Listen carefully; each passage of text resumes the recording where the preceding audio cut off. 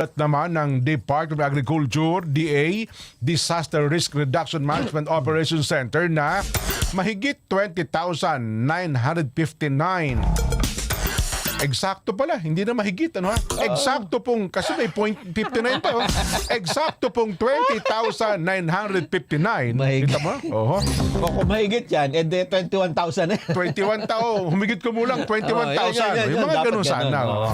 Pero pagka-eksakto, wala na mahigit. Yan, eksaktong, batay mo na bilang, ha? Nabilang. Eksakto. Oo. 20,959 na mga magasaka. Wala labis, wala kulang. Yan o, kasama pang mga mangingisda, Oo. apektado po ng pinagsamang epekto ng bagyong Krising, Oy. Dante, Emong, at sinamahan pa ng habagat. Sama mo na yun yung yung galit ni Mrs. Ayan. Yun ang pinakamas malakas sa dilubyo yun. Bukol yan pagka nagkataon.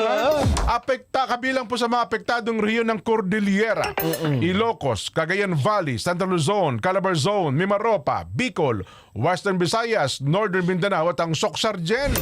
Umabot na rin po sa 13,376 metric tons ang agricultural losses na nagkakahalaga naman ng 454.12 million pesos. Pinaka-napinsala po ang rice sector na mayroon pong 8,256 metric tons na agri-loss. At ito'y nagkakahalaga ng 275 million pesos.